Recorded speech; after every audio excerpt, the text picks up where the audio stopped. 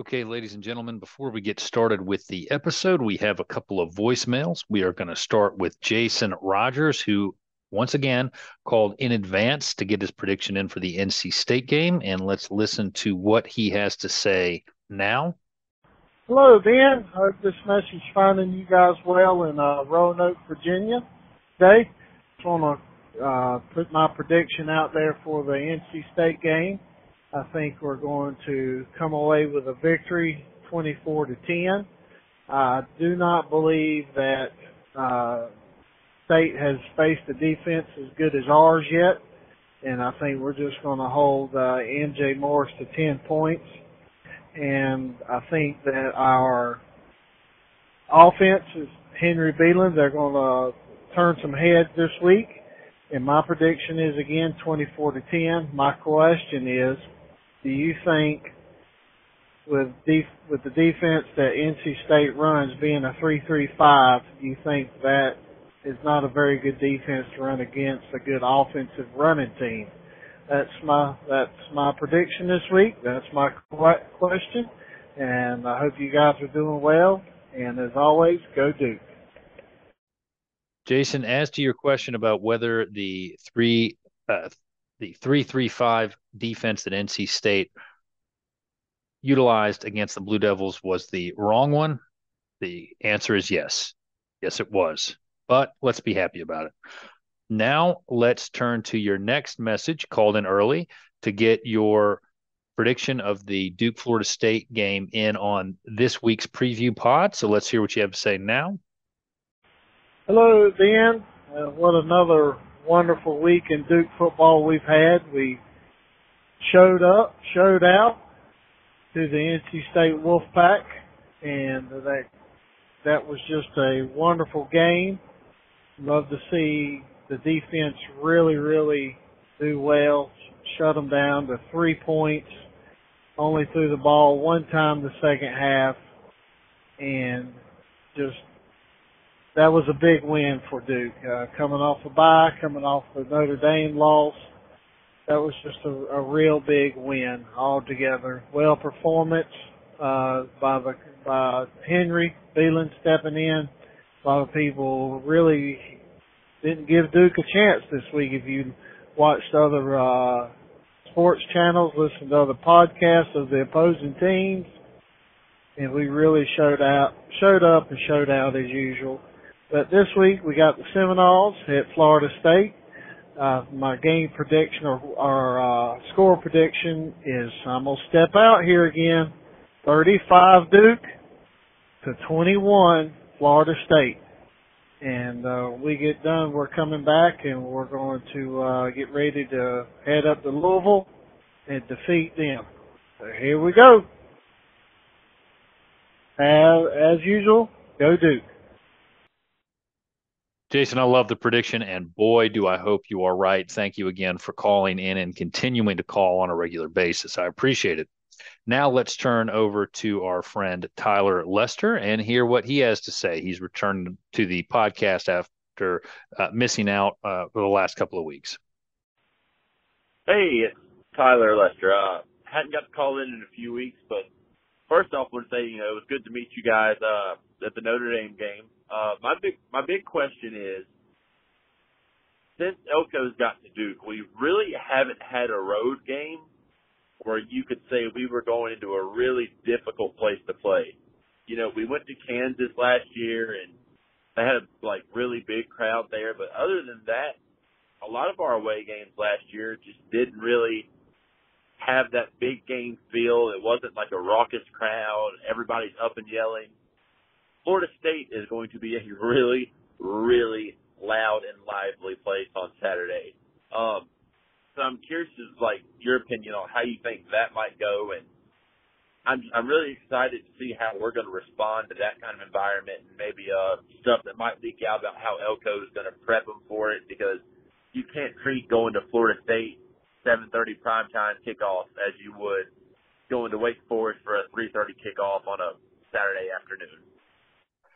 Tyler, it was great to meet you as well at the Notre Dame game. While the result wasn't what we wanted, it was great to see you and to catch up with a lot of other good friends there and people that I know through Twitter or through the podcast. It was just a lot of fun. Now, your question, I addressed this actually a little bit later in the podcast, so I'll be brief now and refer you to the prediction segment of this podcast.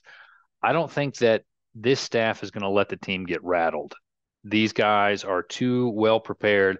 They're too good at what they do, and they don't let themselves get overwhelmed by the moment. So I am not particularly worried about the environment of Doak Campbell Stadium scaring these guys or causing them to panic. Now, I do appreciate you, though, calling in, Tyler. Please keep it up. Thanks to everybody who called in. Let's get to the episode, and I hope you enjoy this intro music from my son, Mac. Welcome back, ladies and gentlemen, to another episode of the Bull City Coordinators Duke Football Coverage Podcast. You can find us anywhere you get your podcasts. Go to our website, bullcitycoordinators.com. Check us out on Twitter at Duke FB Coverage. We are on a lot of the social medias, although there seem to be more and more with each passing day.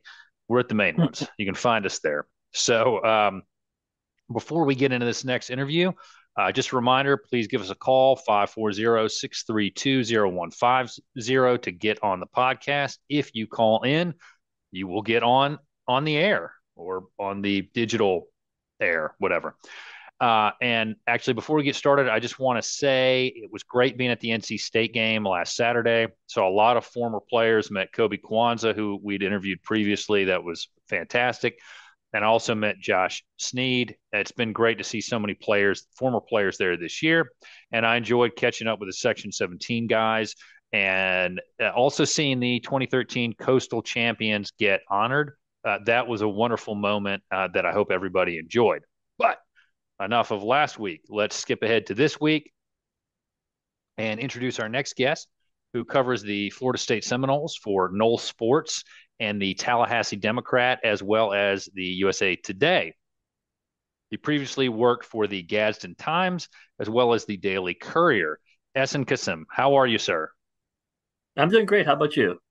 I hope I didn't butcher the name too badly. Like I said, I grew up in South Carolina, so when we get past Joe or Frank, it's a little hard for me. That's fair, no problem. It's you got it pretty close. We'll stick with it. Okay, well, good.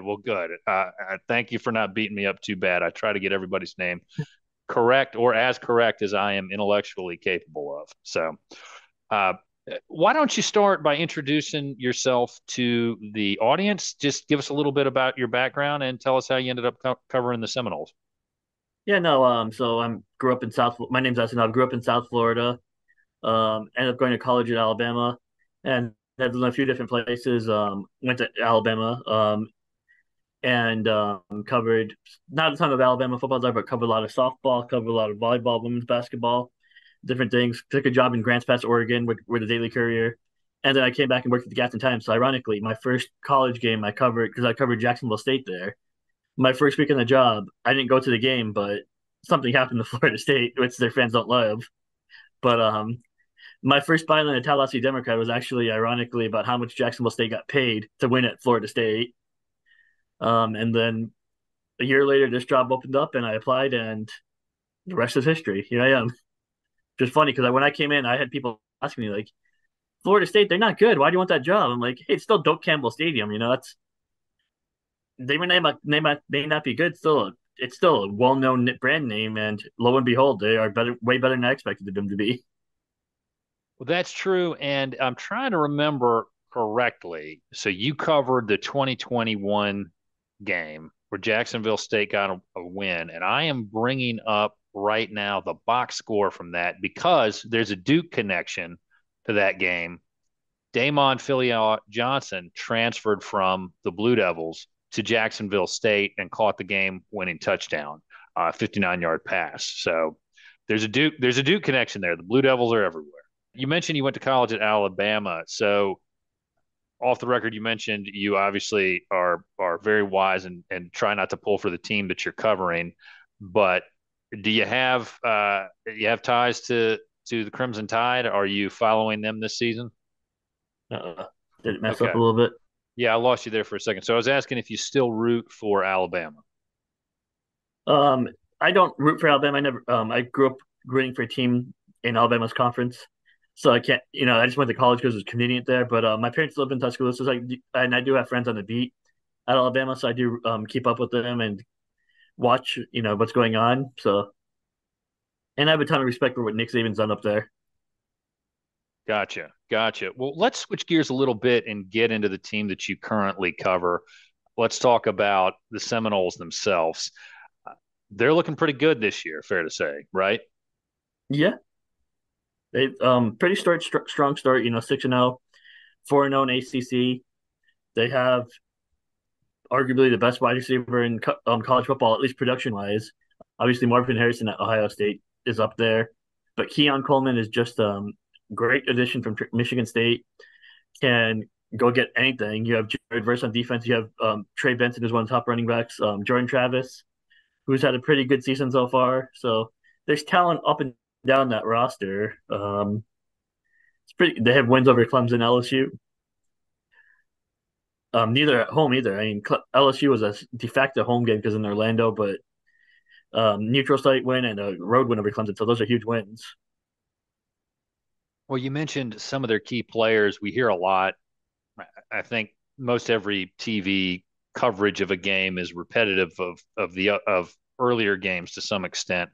We hear a lot about how Mike Norvell uses the portal. Could you talk to us a little bit about that, about how he's embraced the portal and used it to Florida State's advantage? Yeah, it's interesting because you see most coaches come in. Like I think a good example is down the road in Billy Napier, where he's used the portal, but he's really trying to build through like the freshman class. So we saw Nick Saban, Kirby Smart do. So it's kind of interesting how Norvell came over here. He wanted to flip the culture instead of going to like recruiting class because the first few years they were in the 20s, they were not doing that well, 18s, late teens, in the 20s. Instead, he used the portal. You look at one player, Jermaine Johnson, who was a great get in the transfer portal, turned him into a first round pick, got him into the NFL. And then they've just followed suit. Jordan Travis was a Willie Taggart transfer, but he stuck around. And they've kind of just Dimitri Manuel, different guys, Braden Fisk. They've really just embraced the transfer portal and tried to get to evaluate the best talent. They've gotten under radar players like Johnny Wilson, who no one saw that becoming one of the best receivers in college football when he entered the portal. I think he mentioned Florida State was his only offer when he got in there. You have Trey Benson, who's coming off a very serious knee injury at Oregon. So you've had those under the radar guys, and you've had Jared Verse, another guy playing at Albany. He had offers from everywhere. Florida State was one of the first players and teams in his ear, so that helped them win out with him. Then you have Keon Coleman this year, Braden Fisk, who are more sought after. That have been additions that you see where now they're like, yeah, we could add under the radar players, but we can also add like guys that everyone's competing for. So that's been a nice development for the coaching staff to. Well, let's talk a little bit about and stay on topic a little bit. You've mentioned some key players, and if I were to ask you who are the players that Duke has got to be the most worried about on each side of the ball, who would those be? Well, let's start off with offense and special teams. Keon Coleman, he had a 72-yard punt return on special teams the other day. He is a dynamic athlete. I think it was the Southern Miss game. He hurled a defender. One of and this guy, it's not just hurdle. The guy was standing up still. He like a little low, like he was a little crouched down, but it was a full like a hurdle of a full like a grown man. That was impressive. And then just he's really good at running routes, getting open, and he's become like pretty quickly become Jordan Travis's number one receiver instead of Johnny Wilson, which is not easy to do. Um, he's been able to get open, catch a ball. He's dynamic after the ball. He can win in the short. He can make contested catches. He can get open. So he's a dynamic athlete that it'd be interesting to see how Duke, who's played pretty well defensively this year, guards him because teams have done a lot of man coverage on him, and he's eaten that coverage alive. He's mentioned several times if he gets a one-on-one matchup, he's calling for the ball because he thinks he could win any one-on-one matchup. So it'd be interesting to see how Duke defends him. Other side of the ball, I think the biggest player to watch is Jared Verse. How do you he only has 2 sacks this year, but if you look at his Pro Football Focus numbers, he leads the team in pressures, QB hits. Just sacks is an interesting thing. Like at some point they're going to come for him because he's been able to get past the offensive line and get in there for stops and tackles. Just to sack up and get there because the quarterback gets out a little too quick or so. But Jared Verse is the player I would be most interested to watch because I think most teams have double teamed him this year as well. Okay. And then from your perspective, who from the Blue Devils are you looking at looking at the matchup with Florida State? Put yourself in the shoes of Mike Norvell and the coaching staff. Who would you be concerned about for the Blue Devils as far as their playmakers, both offensively and defensively? Let's see. Can you hear me again? Yeah. Did you catch my last question? Yeah, who in the Blue Devils you think Flores needs to watch out for or have? Correct. Well, I mean, I'm interested to see if Leonard plays. Obviously, I feel like the game it's a completely different game if he's healthy and able to play because the way Florida State struggled a lot against the running quarterbacks. They've struggled a little bit against the run. That's the only thing that Syracuse and Virginia Tech could get them going against them. The secondary has played a lot better the last couple of games, also against lesser quarterbacks. To be fair, though, but lesser in throwing quarterbacks. Obviously Leonard is a better player than what they faced since probably Jane Daniels. Like they haven't played a quarterback for his caliber. That trying to think that's because Cade Klubnik is still very early in his career. Trying Garrett Trader is that offensive line was just not there for him. So I think overall, I think this is if Leonard has a better line, a better running game, and he could run the ball really well. I think that's the biggest threat to Florida State. Now, one thing I'd like to ask you about as well, and we can get into the specific matchups later with a prediction. But I'm just curious. You mentioned Florida State's they're undefeated. They're 6-0. They're very, very high in the polls. Great season for them, even with some injuries to Jordan Travis or him not being 100% earlier this year. Talk to us about kind of how you would rate the Seminoles' overall strength of schedule so far. I mean, I think they've played a tougher schedule than most of the top 25 teams, but it's not been I wouldn't call it a daunting schedule. They, obviously LSU is a talented team. Clemson's having a down year, and their offense is hit or miss a lot. Their defense is still very talented. Then Boston College was not a very good team. That was not a good performance up in Boston College. Um, Virginia Tech is still a building, you would say, and Syracuse end of a 3 game stretch. But that was just right before the bye week. That was just devastating for them. They were dealing with injuries, losing Arenda gets, and so I would say Florida State has done well so far. But I think Duke is their toughest test of the season, and obviously UNC later in the year if they meet each other in the ACC championship game. Florida on the road could be interesting, even though I don't think Florida's a great team. And then I was thought the Miami game me a little more challenging, but I think that's become a little less imposing as the season's worn on. Just wait till Miami has to kneel and then take advantage. I can't They I will can't they will I can't fumble the game away. I can't figure that out. I mean, I've talked to people, everybody I've talked to about that. I mean, just take the knee and the game is over. Yeah, it makes no sense. Like that's just poor coaching and poor execution. That's just I don't know. Mario Cristobal has not done great things at Miami. They haven't won a conference game at home, and as a head coach of Miami, it's interesting It's very, very bizarre because it's not like you because can't get I would talent. argue they have as much talent as anyone in the ACC. I'd argue in Miami. They're the all talent team. I mean, Yeah, to use a phrase that I can't remember who it was. I'm stealing this from, so I apologize. But they're definitely the all airport team. You look at them and you're like, wow, these are guys who are great. They can play football. They're going to be tough, but they are not the all game team for whatever reason. And it's very odd. I want to ask about the remaining schedule for Florida State. So you've got obviously Duke this weekend, but then you've got Wake Forest, Pitt, Miami, North Alabama, Florida. All those are certainly winnable games, right? The Yes. Florida matchup's going to be a big deal because it's a rivalry game. It's always going to be big. Are there any of those remaining? It'll be 5 games after Duke that you look at and you say, hey, you could catch Florida State recovering or sleeping or playing with its food a little bit. I mean, I'm wondering about that Pitt game on the road. That's in 3 weeks from now. That could be an interesting game because they just knocked off Louisville. They didn't look good all year, and all of a sudden they go knock off Louisville, which is a huge deal because Louisville was looking at just knocked off Notre Dame the week before. So was that just Louisville having a really bad week, or is Pitt improving and getting better? And could be a team that we thought coming into the preseason because I think they were picked to be in the top half a lot. The ACC meetings, ACC media day, they were picked in the top half a lot more than often. So is that team improving? Is it better than what it was? So that could be a tough test for Florida State. It's me in the first week of November, so it could be a little cooler in Pittsburgh. I mean, today's practice was when we were out there was about 50 in the 50s today, so it might be a little cooler in Pittsburgh. Is Florida State used to playing that weather at that point? Can that change the game? Does that impact how you throw the ball? How a little bit how you hold on to the football? So that could be an interesting game.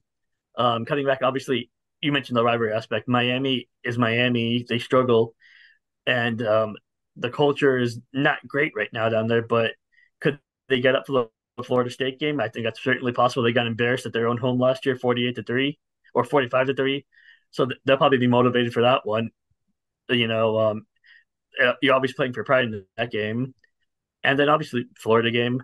That's a huge rivalry game in Gainesville in the swamp. It could turn out to be a night game. If that's a night game, that's the swamp is a different place at night. So, and then Florida's played, 5-2, probably a little better than people expected for them this year. I saw a lot of it them be between 3 to 5 wins, so they're probably already at the 5 wins. So that could be an interesting game as well.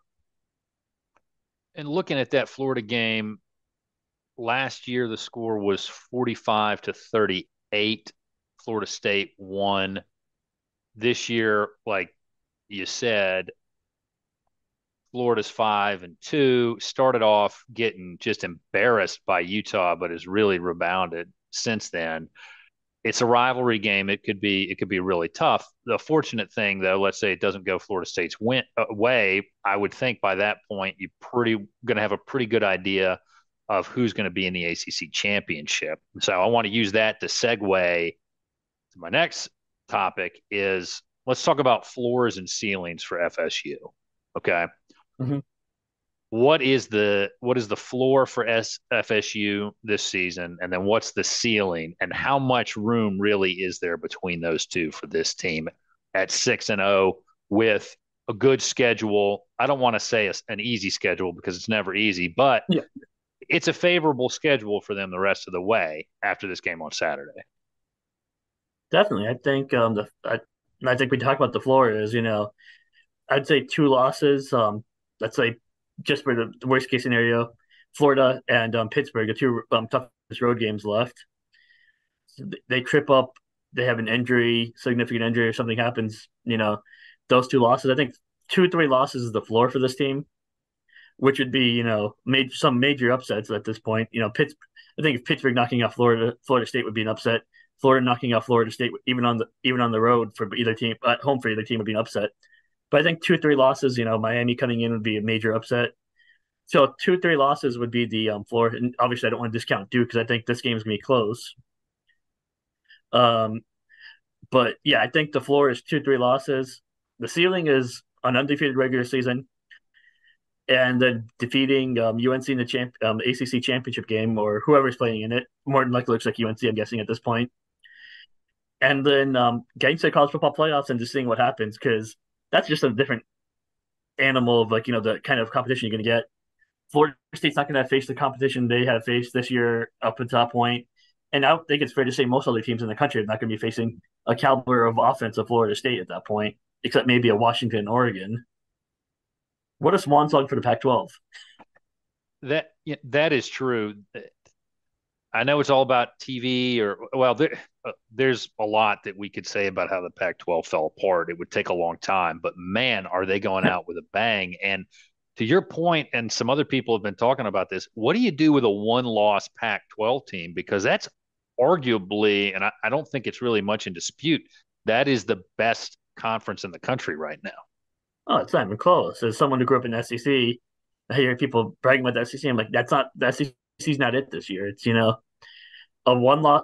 I think a one loss Alabama team, unless they win the SEC championship over Georgia, has a hard time getting in. So I think that a one loss team most likely comes to the Pac-12 if we have three undefeated teams. Or I think you do need they probably do need some help of having another one loss team getting in the playoffs or fighting for a playoff spot. But it could be interesting. I don't think they're gonna. I think that you still have a hard time putting a Pac-12 team, a one loss Pac-12 team over four undefeated teams. But there's three teams, I think, three undefeated teams on a Pac-12 team and an SEC team. I think the Pac-12 is the leader right now to have the fourth team. And I think that that's going to be concerning because there's been hostility towards the Pac-12 over the years, it seems like, and the SEC and the Big Ten have better media machines, shall we say? Oh, I mean, And I think what would be hilarious is a scenario I've played out is what if Florida State is a one-loss team heading into the and trying to argue for the college football playoffs? Do they go and say like, hey, look at our schedule. We played the ACC. The ACC is respectable. Does everyone just laugh him off the floor then? After everything they decided about the ACC the past year? that's that's a really good question because the ACC has had a good year. I mean, this has been a very good Oh, year for definitely. the conference. Lots of ranked teams. Duke is probably the story of the conference right now. Next to it's probably FSU and Duke, but you've also got Carolina Oh, having, definitely. yeah, Carolina's taking advantage of its powder puff schedule again, and they've got a good Again. shot. Yeah, look, I'm not going to say anything positive about Carolina. It's just not going to happen. You know, I'm Oh no, not a I'm just saying like yeah. I'm just saying like Florida State for everything they've said about the ACC in the past 6 to 12 months. How do you go and argue like we deserve the ACC. Look, we love the ACC. It's just me a funny argument to watch, to play Well, out. it's going to be difficult if it comes down to a Pac-12 team and an ACC team. I think it's going to depend on which ACC team it is. Let's assume, Yes. and all this is vibes and feelings, but let's assume that it's Florida State. Florida State Hmm. beat LSU. They've had a very good start at 6-0. If they end up with one loss, I think it's going to be hard to keep them out. But it Oh, depends on who definitely. that. If the one loss is to like Pitt or Wake or somebody that you shouldn't lose to, then it's going to be a little bit different. So if there's not a bad loss in there, I think Florida State will get in. But it also depends on which Pac-12 team it is that we're talking about. You're right. Because if it's USC, let's be honest, they're gonna get because of the media name. The name is going to play a huge factor as well. Well, that's just going to be an easy loss. I'll refer everybody back to my good friend Lee Rodeo and what he said about Lincoln Riley's teams losing because they don't understand defense. But let's just say it's Washington with one loss. That is a really good football team. I don't know how you keep them out of the college football playoff right Oh, now. that's probably arguably the best player in college football right now. They have. So yeah, it could get messy at the end of the year. It could be interesting. It will be interesting, and it's just sad to see the Pac-12 have to go away because people don't understand the evolving TV markets and what's happening. But there's two really good football teams that are still out there that are part of the Pac-12 that maybe a smart conference should try to snag. But I don't understand enough about the TV ratings of the TV markets. I'm just saying if football drives everything, I don't know. Oregon State has a lot of talent. yeah, yeah, Washington State had a really good season as well. absolutely. And it's just unfortunate. Well, let's go back from speculation on a larger scale to speculation to a somewhat smaller scale as far as what's going to happen on Saturday. I'd like to get your thoughts on who you think will win that game, why you think that team will win the game, and give us a score prediction as well. Yeah, I have Florida State winning. I think Duke has had played two really a pretty tough schedule so far. They beat Clemson at home. They lost to Notre Dame at home on a Mike Norvell called a heartbreak. I agree. That was a tough way to lose for Duke in that game. I was there. But they hung tough in that one. But those are two you know noted two home games. So this will be the first time they're going to go to Doak Campbell. I think if I'm not mistaken, 2020 they played Doak Campbell, correct? But that was COVID year, and that was like not a lot of not a sold out crowd. So I can't remember. I don't remember. I haven't looked at the numbers, but I can't remember the last time Duke played at Doak Campbell as sold at Doak Campbell. So it's been a while. So it could be maybe their hardest road test of the year by far so far. And it's a growing program. It's a good program, but I think a lot of it depends on how Leonard looks. If he plays, B, how he looks if he plays. Is he as mobile as he usually is? Can he move? So I think there's a lot of questions about Duke. I think they're a very talented team. I think it's gonna be a close game because I do think it's become a little bit of a defensive struggle. So I'll say I'm gonna say 17 Florida State. If that is the final score, I think that would be the largest margin of defeat of an Elko team in Durham so far, which is amazing. To, That is to amazing. I don't buy the 14-point line, and I'm hedging my bet saying a 10 yeah, that score because of I don't know if Leonard's gonna play. If I knew he was gonna play, I'd be picking a closer game. So so I liked your analysis. I thought it was great. I think you hit a lot of the high points. As far as Riley Leonard playing, I'm getting the sense that Duke is not going to rush him back.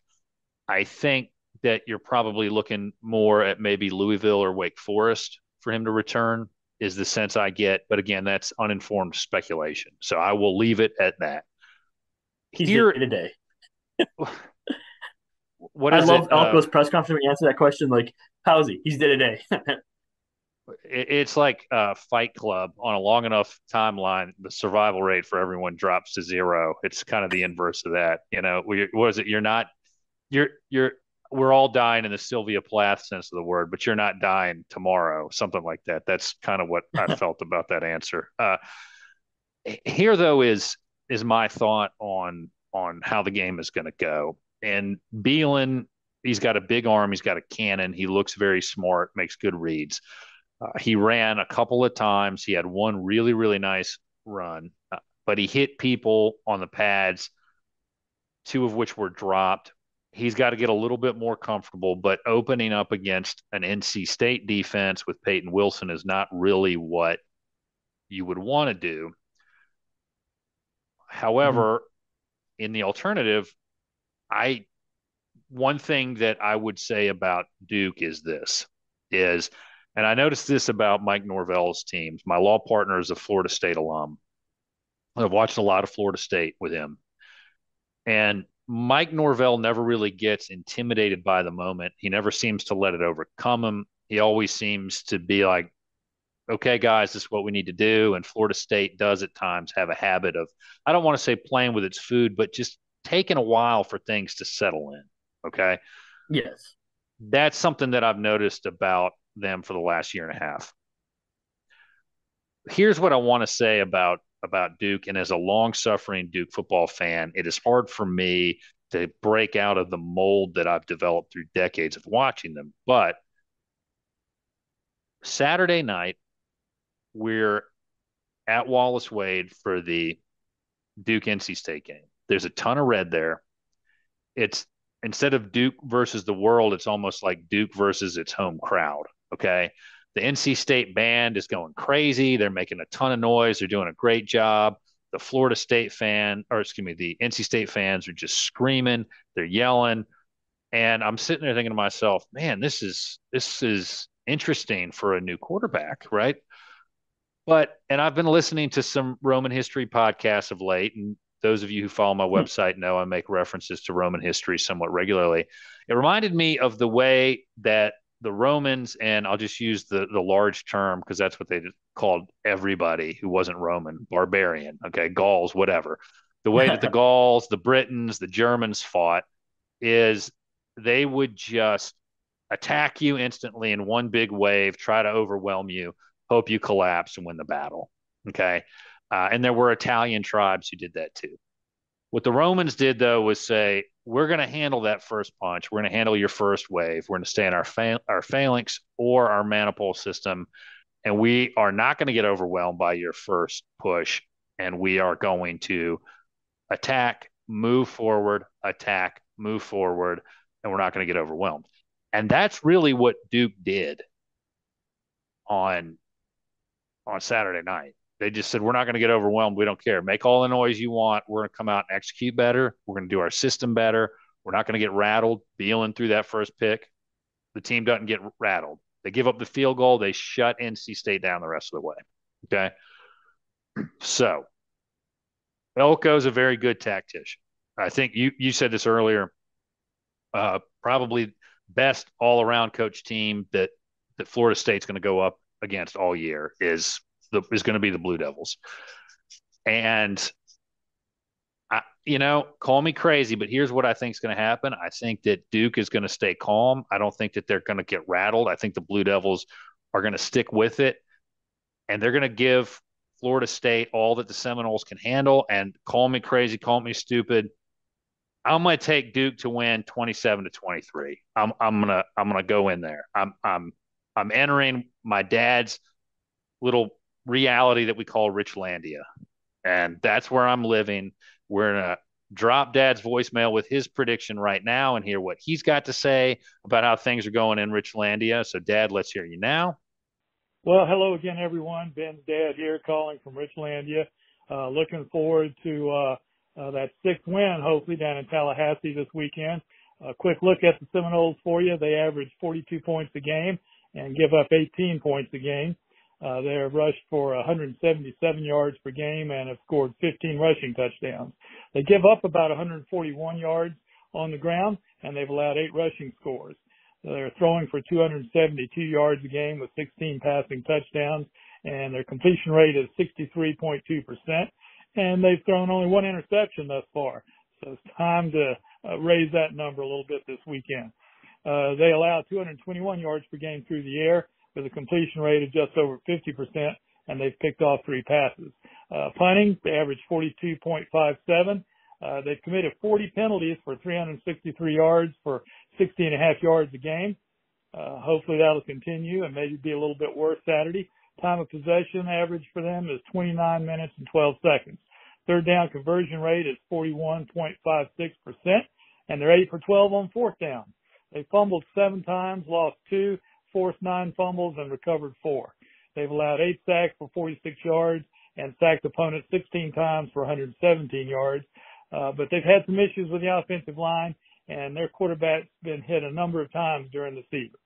And 24 trips to the red zone, they've scored 18 touchdowns.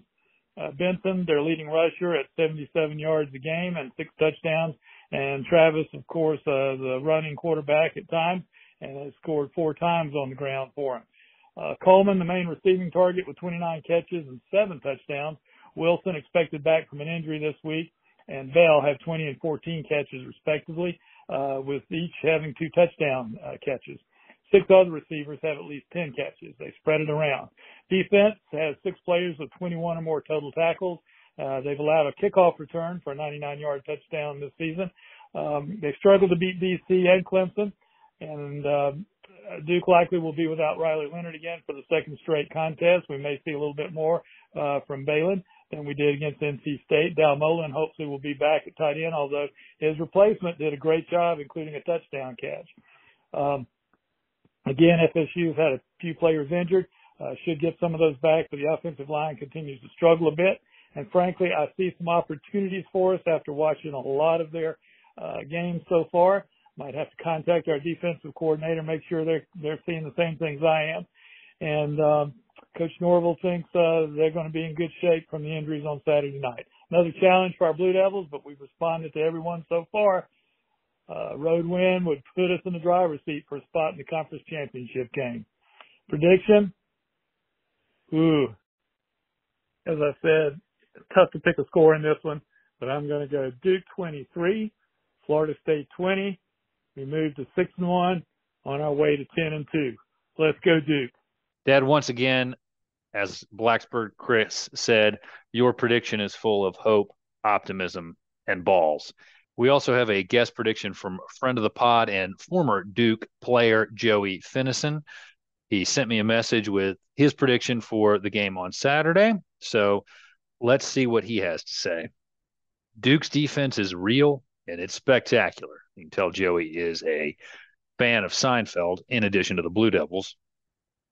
Look for them to try and minimize FSU's pass game by focusing on their all-world receivers, Keon Coleman and Johnny Wilson, as well as putting pressure on Jordan Travis. Offense relied heavily on big plays against NC State, but I think they'll need to control the line of scrimmage by running the ball against the Noles. If Beelan has to go again, I expect him to be much more efficient. Duke gets a score on either special teams or on defense, runs for over 180 yards, and wins the game 31-24. And for entertainment purposes only, depending on the laws where you live, good qualifier, Vegas has Duke as 14-point underdogs. None of Duke's 5 losses under Elko have been by double digits. So even if you think the Noles win the game, Duke and the points feels like the safer bet. And I know nothing about that because I'm terrible at it. So I will defer to Joey completely on that. But this should be a great game. And thank you, Joey, for taking the time to send that message and get your prediction in. I really appreciate it. All right. So you're taking FSU. I think it's a good pick. I think this game could go either way, but it would not surprise me if the Blue Devils steal a win.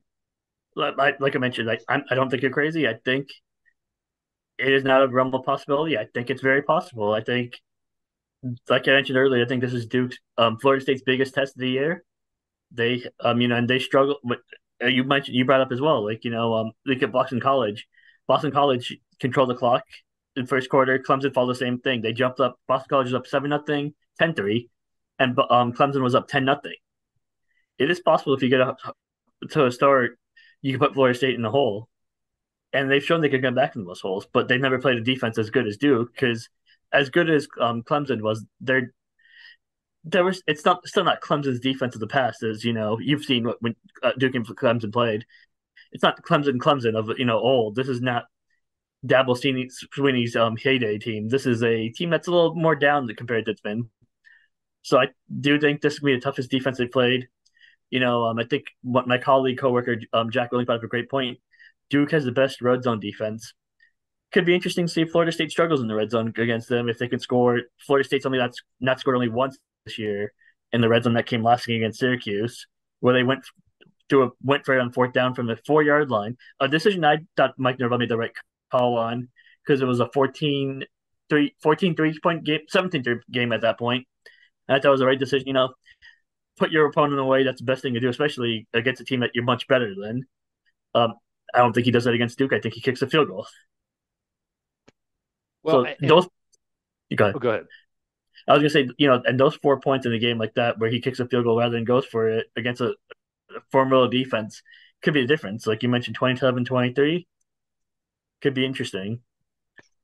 And one thing that'll be interesting to watch, having seen how the tight end for Notre Dame, and I don't remember his name because I don't follow the rest of college football close enough to remember.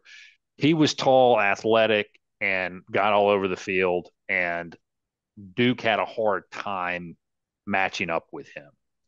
Johnny Wilson is tall, athletic. I think he's 6 feet and all the inches. He's just 6'7". Yeah, he's a big guy. He does drop the ball though sometimes. His hands are not perfect. Yes. So, but I mean, super talented, and I would love to have him on the Blue Devils roster. And so when I say that he's had some drops, I'm not trying to knock the guy or anything. I expect him to cause some matchup problems for the Blue Devils. But if you get the drop version of Johnny Wilson, that could help. And I think he's coming off an injury too. Is that right? Yes, he missed last game with an undisclosed injury. We're not 100% sure what it was. Never got a clear answer, so I'm not going to speculate on what it was. Well, hopefully he's okay, because you never root for people to be hurt. If you're going to beat a team, you want them to be 100% healthy, one. And two, you just, you don't like to see these college kids get hurt. I mean, they do enough. You want them to be healthy, and you want them to be in a position where they can take advantage of the opportunities that they have. But I got to tell you, this has been a great conversation. I really enjoyed it. You've told us a lot about FSU. I didn't even have to get into you about Mike Norvell because you covered the team so thoroughly. I don't think there's really much else you could tell us about him. But tell us, one, where we can find you on the social medias, where we can keep up with your work. And then when you're done with that, I would like to give you an open mic because you have been kind enough to answer my questions. So I want to give you the floor. Yeah, no, you could find me on social media. My hashtag my handle is at Ehsan EHSAN underscore Kassim KASSIM, and that's mainly where I go. We also have Null Sports, Tallahassee.com/Null Sports, where you can find all our content. Did an article on Riley Leonard, and just based off what Coach Norvell said, Coach Adam Fuller, defensive coordinator, and what an update based on basically what Mike Elko said at his press conference yesterday that we have in there. So I think I was pretty informative for what Florida State how much Florida State respects him and what they're expecting from him. But yeah, no, I think you answered my questions pretty well as well. So I think that's about. Okay, well, great. Well, again, you can anything you want to drop in here is totally fine. We've had people talk about, uh, well, we had a long conversation about Star Wars with Joe Ovius, which I personally enjoyed and would be happy to have Star Wars related conversations with anybody. So that was good. But I really appreciate the time that you took today, and thank you for rescheduling this. I was supposed to be in trial this week. That went away. So I had time, and we were able to move it from Thursday of last week before the NC State and Syracuse games to today when we're recording it, which is Tuesday, which means I should have this thing up and posted by tomorrow, which will be Wednesday. And I'm looking forward to getting that out there. And I thank you again for your time. I really appreciate it. Folks, uh, before we leave, I'm going to tell you, I'm going to do a little bit of an outro song. I'm experimenting with some podcast music. My son put a little bit of work together. I'm going to edit that in. I hope you enjoy it. And I just want to say, follow us at our website, bullcitycoordinators.com. Check us out on Twitter at Duke FB Coverage. Listen to us anywhere you get your podcast. You guys are great. We got great fans, and we've got a lot of listeners. Tell your friends about us. The more the merrier. Little programming note, we are going to do a Duke basketball preview in about a week with a former basketball player. So stay tuned for that. I think it'll be fun. And as always, go Duke.